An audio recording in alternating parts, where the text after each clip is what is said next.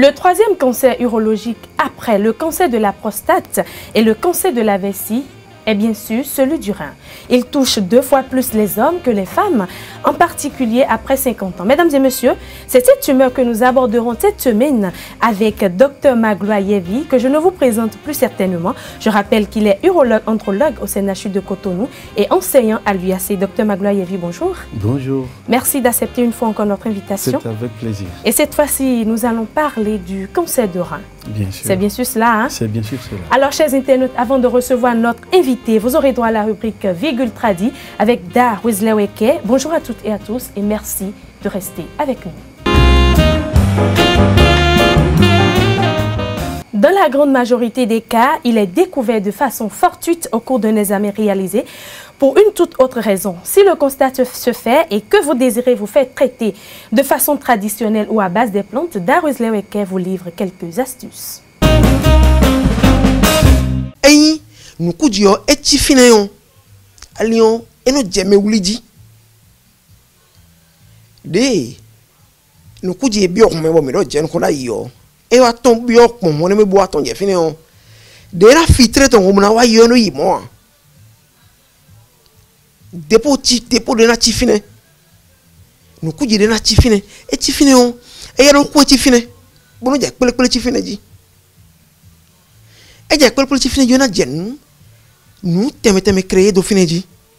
Bon anje alina je dudu ji peri. Benoro on wa litike nja tina nwale. Bon andu ni lebi se blo be kana se gbe. E je mon bonu na we nu yelo ko da paton ko ban zan. Ewe yin. Nu vla kese de be kana wa andi na. Ewe ya gondru mi ton sinsin. A gondru mi ton sinsin. Buli bona boni sinu nu manje nu ji bleble.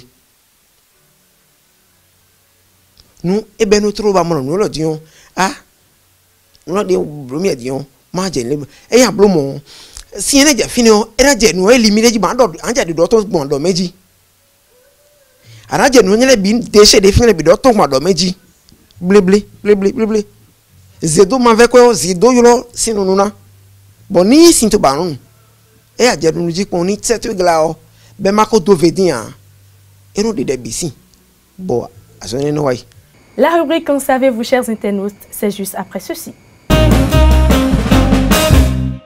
Pour moi, le cancer du rein est un mal causé par l'abus du tabagisme, de l'obésité ou du surpoids. Ces différents fléaux détruisent nuit à petits coups les cellules des tissus du rein jusqu'à paralysie totale. Le cancer du rein, c'est une tumeur maligne qui attaque les reins. On dit souvent que c'est une tumeur maligne parce que ça peut se propager à tout moment.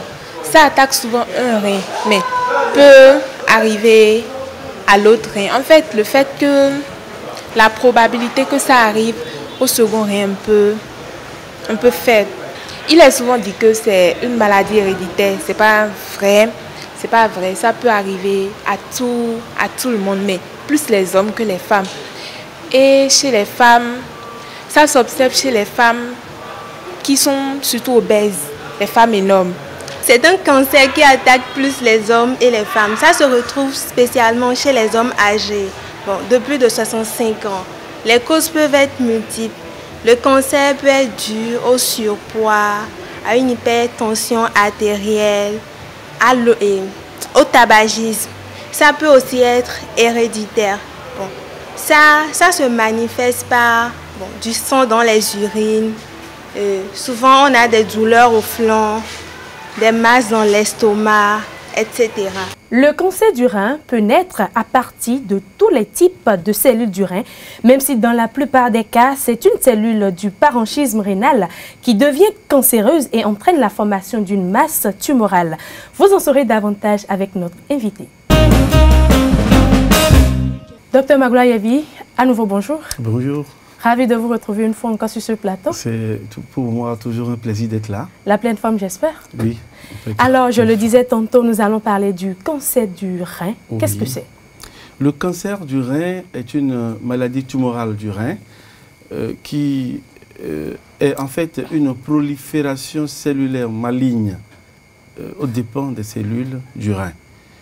Et quand on parle de prolifération cellulaire maligne, c'est que les tumeurs de rein, en réalité, peuvent être de deux types. Il y a les tumeurs dites malignes et les tumeurs dites bénignes. Les tumeurs en général peuvent se définir comme une prolifération cellulaire aux dépens d'un organe, entraînant l'augmentation du volume de cet organe. Et la tumeur est dite bénigne lorsque sa prolifération reste limitée à l'organe concerné. Mais quand on parle de tumeurs malignes, c'est ça ce qu'on appelle encore les cancers, c'est que la multiplication des cellules va se faire non seulement au niveau du rein, mais va se doter de la possibilité, de la capacité de s'exporter vers d'autres organes. Et dans ce cas, on parle de métastase. La maladie donc ne sera plus donc limitée au rein seul, mais va s'étendre pour aller vers les poumons, vers les os, vers le cerveau, vers les ganglions, etc. Et c'est là toute la gravité de la maladie. Cette maladie se constate très souvent chez les hommes que chez les femmes. Et pourquoi? Oui, c'est une maladie qui est plus fréquente chez les hommes. On décompte 2 hommes pour une femme parce que il faut parler des causes. Les causes de la maladie, c'est le tabagisme. Et c'est connu que les hommes qui sont les plus tabagiques, actuellement, la tendance est en train de s'équilibrer parce que dans les pays développés, de plus en plus, les femmes fument beaucoup aussi. Bon, en dehors de la cigarette, je ne vais pas donner les facteurs de risque déjà. Quand on aura l'occasion, je vais en parler. Oui. Mais c'est un constat des études qui ont été réalisées qui montrent que les hommes sont plus touchés que les femmes. Et la plupart du temps, on considère que c'est les causes, puisque les hommes semblent être plus proches des causes de cette maladie que les femmes. Sur ce, pouvez-vous nous parler des méthodes préventives face à ce mal? Les méthodes préventives de cette maladie consisteraient à aller, dès que vous avez une plainte qui concerne le rein, à aller vous faire dépister, vous faire examiner par un neurologue. C'est très important. C'est vrai que dans notre culture africaine, les gens n'ont pas l'habitude d'aller se faire soigner dès qu'ils ont un petit mal. Mais dans le cas du cancer du rein, c'est très délicat parce que la maladie va rester silencieuse pendant plusieurs années. Et la plupart du temps, la découverte est fortuite. Et ce qui fait qu'au Bénin particulièrement, la découverte est souvent difficile, c'est que les malades ne viennent à l'hôpital que lorsque la maladie est complètement compliquée. Ils ont déjà beaucoup saigné, ils ont une volumineuse masse, ils ont pris part des tradithérapeutes, ils ont dépensé tous leurs moyens et c'est quand ils n'en peuvent plus qu'ils viennent finalement à l'hôpital, généralement en retard. Donc l'idéal, c'est que dès que vous avez un petit, on va parler des symptômes tout à l'heure, dès que vous avez une douleur lombaire, une masse lombaire qui apparaît, il faut vite aller voir un neurologue, ça pourrait être votre carte de chance et votre dernière. Pouvez-vous alors nous parler de ces manifestations? Les manifestations de la maladie sont toutes simples. Lorsque vous souffrez du cancer du rein, il y a 3 signes essentiellement qui aident à découvrir que vous souffrez du cancer du rein. Le premier signe, c'est l'hématurie, la présence du sang dans les urines. Vous savez, les reins sont des organes épurateurs du sang de notre organisme.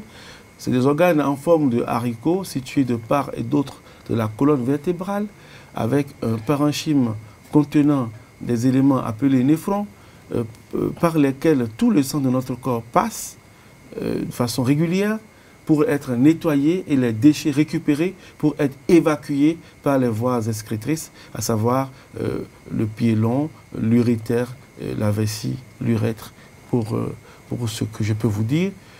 Et malheureusement, lorsque la tumeur se développe au niveau du rein, le premier signe pour le savoir, c'est que le saignement commence déjà à partir du rein et va s'écouler tout le long des voies excrétrices. Donc vous commencerez par uriner du sang. Et souvent, c'est une hématurie totale, c'est-à-dire le sang dans les urines du début jusqu'à la fin de la miction. Le deuxième signe, ce sont les douleurs lombaires.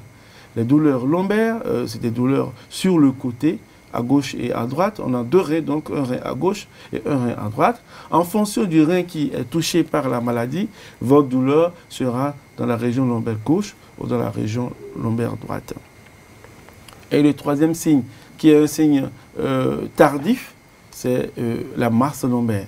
Vous allez sentir une voussure, une masse sous la côte, à gauche comme à droite. Si vous sentez une masse, au lieu d'aller se faire scarifier pour penser que c'est, comme on dit dans notre coutume, blabla ou je ne sais pas quoi, ils se font exciser alors que c'est peut-être un cancer du rein qui pointe à fleur de peau.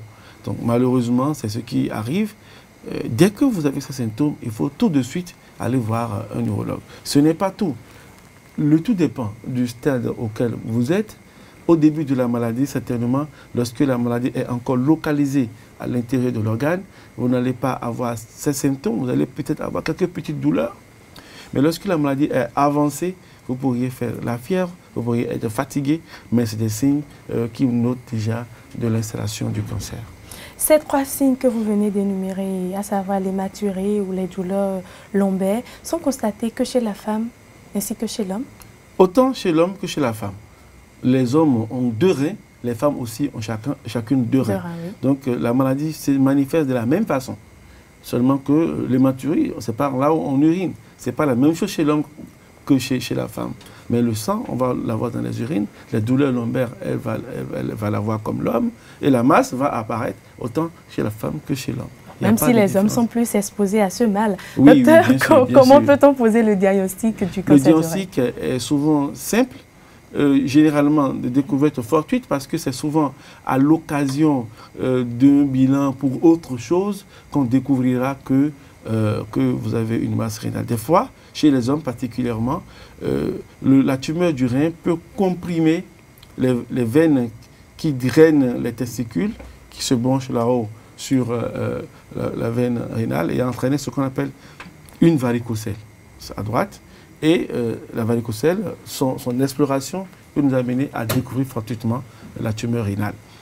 Donc, sinon, avant les bilans qu'il faut faire, lorsque le diagnostic est suspecté, il faut faire d'abord une échographie. L'échographie va mettre en évidence une masse tumorale au dépend de l'organe, du rein. Et pour aller plus loin, parce que je vous ai dit tantôt que le cancer, c'est la tumeur qui est capable de s'exporter au-delà de l'organe dont il dépend. Et on fait un bilan d'extension pour voir est-ce que la tumeur est déjà allée au-delà des reins ou pas. Donc on fait un scanner pour voir est-ce que le diaphragme qui couvre le rein est envahi, est-ce que la graisse périrénale est envahie, est-ce que la veine cave qui est branchée directement sur le rein, est-ce que c'est envahi, est-ce que les ganglions de la région sont envahis, est-ce que les poumons, est-ce que les os, est-ce que le foie, est-ce que ces organes, autant d'organes sont envahis par ce cancer. Et lorsqu'on découvre donc que le cancer a déjà envahi ces organes, on dit qu'on est à la phase métastatique. Le cancer a déjà envahi les organes à distance. La prise en charge n'est pas la même selon le cas. Docteur Magloire-Yévi, dans votre intervention tout à l'heure, vous avez noté les douleurs lombaires. Alors, quelle différence peut-on noter entre le cancer du rein et les douleurs lombaires? Tout de suite, il faut faire la différence entre les douleurs lombaires liées aux maladies du rein avec les douleurs lombaires en rapport avec une maladie osseuse. Bon, lorsque vous avez un problème, une arthrose vertébrale, une lésion au niveau de la colonne vertébrale, puisque les nerfs de notre corps émanent de ces vertèbres, vous pouvez avoir des douleurs qui sont aussi dites lombaires, qui vont s'irradier vers les membres pelviens, les membres inférieurs. Donc les douleurs qui quittent le dos et qui descendent dans les membres pelviens sont généralement des douleurs osseuses, des douleurs vertébrales. Bon, là, on parle de lombago, on parle de douleurs vertébrales, douleurs de lombosciatalgie, ou de lombosciatique. Là, ce sont les gros mots, hein. Les mots scientifiques. Oui, mais les patients connaissent, quand ils parlent du docteur, j'ai la sciatique, il y en a qui savent ça. Donc la douleur lombaire qui descend dans les membres n'est pas une douleur, ce n'est pas de cette douleur que nous parlons. C'est souvent des douleurs généralement d'origine osseuse, donc vertébrale. Par contre, les douleurs lombaires qui partent sous les côtes et qui passent au niveau des flancs jusqu'au niveau des organes génitaux externes sont généralement des douleurs urologiques. Et c'est des douleurs qui vont se ressentir donc sous la côte et qui peuvent signer plusieurs maladies urologiques. Chaque fois qu'il y a une obstruction des voies d'excrétion des urines, par exemple, vous avez un calcul dans l'urétère, vous allez avoir une douleur lombaire. Lorsque vous avez une tumeur qui comprime l'urétère, vous allez avoir une douleur lombaire. Lorsque vous avez un calcul au niveau du rein, vous allez avoir une douleur lombaire. Lorsque vous avez une tumeur du rein, vous allez avoir une douleur lombaire. Lorsque vous avez une infection du rein, vous allez avoir une douleur lombaire. Donc la douleur lombaire, dans ce cas, est une douleur bâtarde qui peut appartenir à plusieurs maladies.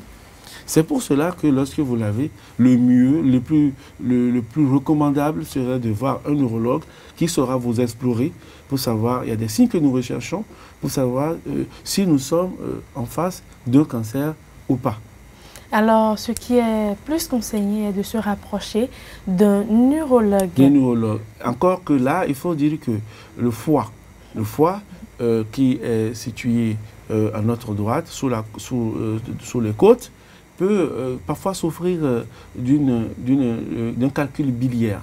La bile est donc là, quelque part là, et lorsque vous avez des calculs biliaires, vous avez des douleurs qui vont ressembler un peu à la douleur rénale.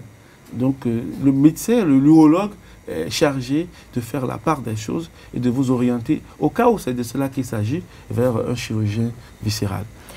Docteur Magloire Yévi, vous avez dit tantôt dans votre intervention que le tabagisme est l'une des causes du cancer du rein. Bien sûr. Alors, pouvez-vous nous énumérer les autres causes de ce mal? Oui, les causes de cancer du rein sont bien connues aujourd'hui. C'est le tabagisme qui est propriétaire de plusieurs cancers. Un homme qui fume beaucoup s'expose à tous les cancers du corps. Il faut le dire, cancer du cerveau, des poumons, cancer du foie, cancer de la vessie, cancer des reins, etc. Donc, il y en a plusieurs. Il y en a plusieurs. Les cancers, on peut les avoir partout. Donc, celui qui fume s'expose à ce cancer-là. Il y a deux types de fumeurs. Il y a les fumeurs actifs et les fumeurs passifs. Les fumeurs actifs, c'est ceux qui fument eux-mêmes, et les fumeurs passifs, c'est ceux qui fument par les narines des autres. C'est-à-dire les autres fument, et ils inspirent la fumée et ils s'intoxiquent comme ça et à long terme, ils peuvent faire la maladie. On a découvert aussi que ceux qui souffrent de l'hypertension artérielle à la longue peuvent souffrir du cancer du rein. On a découvert que ceux qui souffrent d'obésité sont exposés aussi à ce cancer. Ceux qui dans leur travail sont exposés à des métaux lourds, par exemple chez nous, ceux qui font la vente de l'essence, on en reçoit qui ont le cancer du rein. La vente de l'essence, vous inhalez le plomb qui est dans l'essence. Dans l'essence, et à force d'inhaler cela, vous vous exposez à des cancers. Mais on décrit également les formes héréditaires. Les formes héréditaires, mon père a souffert de cancer du rein, mon arrière-grand-mère a souffert de cancer du rein. Je dois me surveiller pour voir est-ce que moi aussi, je ne suis pas en train d'être exposé à cette maladie. Il faut que j'aille me faire dépister régulièrement. Donc, lorsqu'il y a ces éléments, il faut faire... Mais il y a aussi les patients qui font l'insuffisance rénale au long cours. C'est des patients qui sont aussi exposés. Ceux à qui on en fait une greffe de rein, c'est des gens qui sont exposés à souffrir du cancer du rein. Voilà. Alors dites-nous, docteur Magloire, le cancer du rein est-il mortel? Si oui, dans quel cas? Oui, le cancer du rein, on disait tantôt que c'est le 3e cancer urologique, après le cancer de la prostate et celui de la vessie. Mais c'est le cancer le plus mortel des cancers urologiques. Parce que c'est une maladie qui passe sous silence. Très vite, vous voyez, la plupart du temps, au CNHU, nous recevons les gens la plupart du temps à un stade très avancé. Très avancé. Donc, les métastases sont déjà parties. Est-ce à dire qu'ils ne savent pas les premiers signes Ils ont d'abord été reçus par des tradithérapeutes. Ils ont avalé des décoctions pendant très très longtemps. Après, ils ont quitté les tradithérapeutes, ils sont allés voir des médecins généralistes qui n'ont peut-être pas su très tôt faire le diagnostic. Et c'est quand tout est déjà dans la bâtardise qu'on nous les envoie. Donc c'est pas très facile. C'est pas très facile d'être dans notre position, quoi qu'étant les experts dans le domaine. Donc du coup, c'est très délicat. Les gens ne viennent pas tôt. Ils ne viennent pas tôt. Il y a plusieurs retards. Retard pour aller chez le tradithérapeute, retard pour aller chez le généraliste, retard peut-être pour échouer chez un chirurgien généraliste qui va dire tiens, faire le diagnostic et oriente vers le spécialiste. Alors c'est ça, c'est un peu ça la délicatesse. Donc c'est le cancer le plus mortel. Quand vous avez un cancer du rein qui est métastatique, le miracle n'est plus possible. On peut vous aider en vous donnant peut-être une chimiothérapie qui repousse votre décès, mais vous êtes exposé. Vous êtes exposé si vous ne vous rendez pas tôt chez les urologues. Si vous venez tôt, on peut, lorsque la tumeur est limitée encore, on peut vous faire une intervention en enlevant une partie du rein, d'accord, contenant la tumeur, ou si on voit que c'est déjà étendu à plus de 7 cm d'épaisseur dans le rein, on peut enlever tout le rein. Ça, on le fait chez nous. Nous allons en venir tout à l'heure voilà, quand nous allons aborder les traitements. Il faut venir tôt, hein. Alors, quelle est l'espérance de vie pour quelqu'un qui souffre de ce mal, Dr Magloire? Oui, l'espérance de vie est fonction du stade auquel le patient vient. Lorsque on découvre très tôt et quand vous opérez à temps, vous vivrez aussi longtemps qu'il est prévu par votre destin. Vous ne mourrez pas de cancer du rein. Parce qu'après vous avoir opéré, on va vous suivre. Mais lorsque vous venez à un moment où les métastases ont déjà commencé, vous convenez avec moi que c'est difficile. Les limites peuvent varier entre 1 mois et 1 an. Entre 1 mois et 1 an avec les traitements. Voilà. Alors, votre point de vue sur les extraits que nous venons de suivre, puisque vous parlez tantôt des tradithérapeutes, votre opinion? Oui, mon opinion, je ne suis pas contre les tradithérapeutes. Je ne suis pas contre la phytothérapie africaine ni béninoise, mais j'estime que la phytothérapie n'est pas forcément la plus indiquée. Le mieux, je ne suis pas contre, mais vous pouvez aller voir votre médecin et lui dire « Docteur, je suis aussi en train de suivre une phytothérapie ». C'est votre choix. S'il estime que ça ne vous arrange pas, parce que votre bilan rénal est perturbé, parce que votre bilan hépatique est perturbé, il va vous dire arrêtez. Mais si c'est vous qui choisissez et que vous insistez, les conséquences, c'est vous qui les ramassez. Maintenant, à avoir entendu le discours de notre ami tradithérapeute, je ne sais pas, il m'a semblé qu'il ne parlait pas du cancer du rein. Parce que ce n'est pas boire beaucoup d'eau, de coco, qui vous guérirait d'un cancer du rein. En tout cas, cela devra être démontré d'une façon ou d'une autre. Alors, dites-nous, quels sont les facteurs de risque du cancer du rein? Les facteurs de risque, on l'a dit tantôt, c'est l'hypertension artérielle, c'est l'obésité. Non, ce sont les facteurs de risque. Quand vous avez ces choses-là, quand vous avez un parent qui souffre de la maladie, qui a eu à souffrir de ça, qui est décédé de ça. Vous voulez dire que la maladie est héréditaire? La maladie, il y a des gènes, on a découvert qu'il y a des gènes qui peuvent favoriser la survenue de ces cancers-là. Donc quand vous avez un parent qui a souffert de ça, vous devez vous faire dépister, vous faire suivre par un neurologue. Mais il y a les autres facteurs dont j'ai parlé. J'ai parlé du tabagisme, de l'obésité, de l'exposition des métaux lourds. Je pensais tantôt à nos amis qui vendent du carburant. Du carburant, de l'essence. Voilà. Alors, docteur, ce mal peut-il avoir des impacts sur la vie sexuelle, que ce soit de l'homme que de la femme? Oui, impact, mais pas des impacts directs. Parce que lorsque vous vous mettez, vous hommes ou vous femmes, vous commencez par uriner du sang, vous êtes stressé. Et le stress ne va pas de pair avec le sexe. Le stress et le sexe ne vont pas de pair. Donc, ce ne sera pas à cause du cancer de votre rein que vous allez avoir des difficultés sexuelles, mais ce sera à cause du stress induit par votre maladie. Vous urinez du sang, on vous invite au sexe, vous n'allez pas être décontracté. Donc, c'est plutôt ça. Sinon, il n'y a pas d'influence directe du cancer du rein sur la sexualité dans le couple. Sur la sexualité dans le couple. Alors dites-nous, je suppose que l'homme souffre de ce mal et n'a pas constaté les premiers signes, à savoir l'hématurie ou les douleurs lombaires, mais de temps en temps, quand il se rapproche de sa partenaire, constate qu'il a des douleurs au niveau de son rein ou des organes qui tournent autour du rein, est-ce qu'il peut vraiment jouir de sa vie sexuelle? Oui, si vous avez une douleur lombaire qui se déclenche pendant les rapports sexuels, ça peut perturber votre sexualité, ça c'est sûr. Et ça devrait vous inviter à aller voir un médecin, un neurologue qui va vous soigner. Voilà. Mais je disais que l'influence n'est pas directe, c'est pas direct, mais c'est comme toute personne qui tombe gravement malade d'une maladie ou d'une autre, il ne va pas aller bien. Ce n'est pas par exemple comme dans le cancer de la prostate, où vous pourrez avoir du sang dans le sperme et cela va vous inquiéter. Non, c'est dans les urines que vous allez avoir du sang.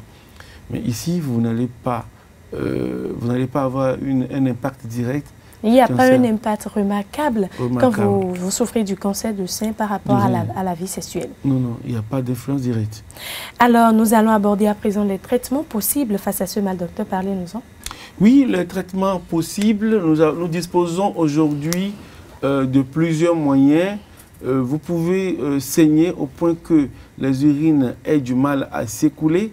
Là, nous pouvons faire des drainages, on met des sondes dans votre urétère, on vous mettra une sonde dans votre vessie pour laver la vessie parce que vous pouvez faire un caillotage, c'est-à-dire le sang descend des reins dans la vessie et la vessie se remplit de sang et se coagule et vous n'arrivez pas à évacuer ce coagulum dans les urines.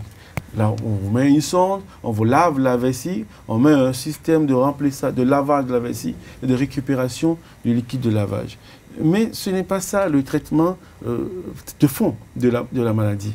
Lorsque le cancer est encore localisé à une partie du rein, encore limité, fait dans les 4 cm au maximum, nous sommes capables d'aller vous enlever une portion du rein contenant le cancer et s'assurant que le cancer n'est pas allé loin. Quand on vous voit, on vous fera ce qu'on appelle le bilan d'extension. Le bilan d'extension permettra de savoir si ce cancer s'est déjà exprimé ailleurs, si c'est déjà exporté ailleurs, s'il y a des métastases au niveau des ganglions, au niveau des organes que j'ai cités tantôt. Et si vous avez des métastases, on ne touche plus au rein dans ce cas-là. Si on touche au rein, c'est qu'on vous crée des complications. Un rein qui est métastasé, on ne touche plus à ça.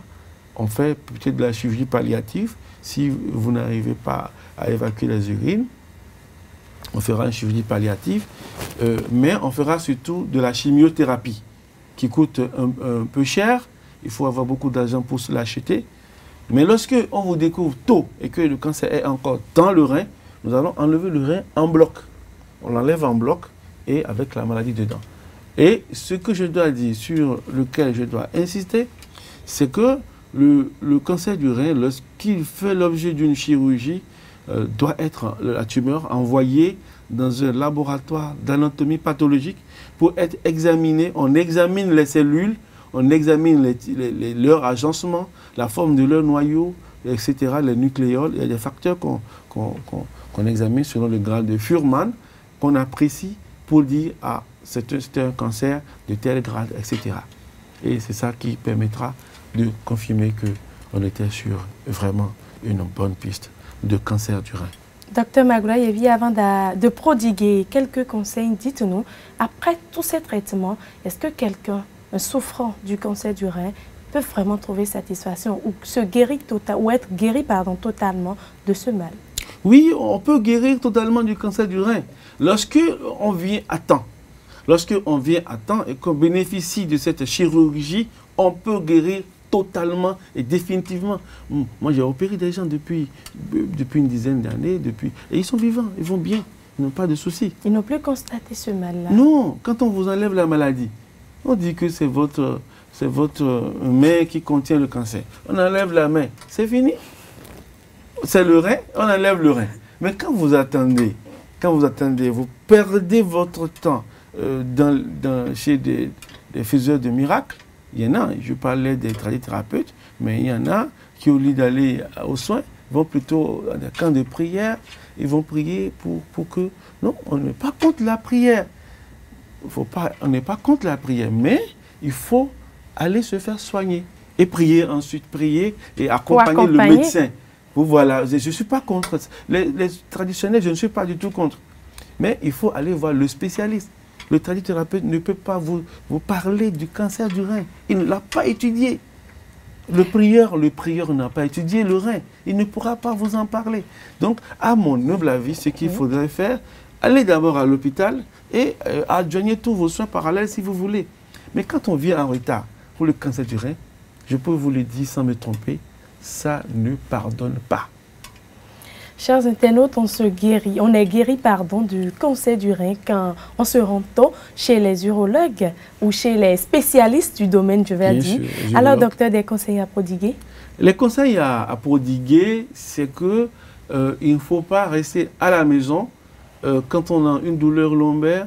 Faut pas, il y a des fois où on a connu des gens qui avaient des douleurs lombaires, qui ont pris toute leur vie des anti-inflammatoires, des antalgiques, et qui prennent ça tout le temps. L'automédication. L'automédication, c'est mortel aussi. Vous voyez, vous calmez la douleur à chaque fois. Et vous donnez le temps à votre cancer d'évoluer.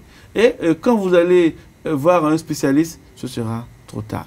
Donc, le mieux, lorsque vous urinez du sang, le mieux lorsque vous avez des douleurs lombaires, lorsque vous sentez qu'il y a une petite masse, une voussure qui apparaît sur votre côté, le mieux, c'est d'abord chercher à voir un urologue pour écarter toute tumeur urologique avant que cela ne soit trop tard.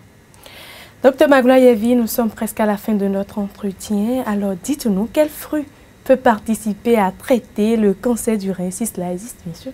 Oui, les fruits qui pourraient participer à traiter le cancer du rein, bon, quand le cancer est là, un fruit ne peut plus le traiter. Mais ce qui serait bien, c'est qu'il faut avoir une bonne hygiène de vie, une bonne hygiène de vie. Les fruits, c'est bon pour le rein. Ça apporte des vitamines et tout, ça ne nuit pas au rein. Mais lorsque la maladie est là, les fruits ne pourront plus vous aider.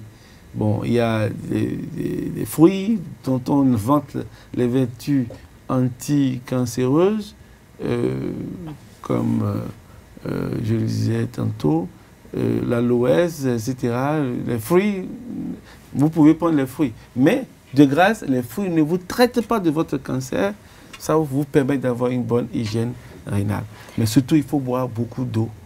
Mais pas d'eau de coco. Vous pouvez boire l'eau de coco si vous voulez. D'accord, ok. Je ne suis pas contre le lait de coco, mais le lait de coco, en réalité, a un pH qui est basique. Ça fait que, lorsque vous prenez du lait de coco, vous ne pouvez plus avoir des calculs d'acide urique.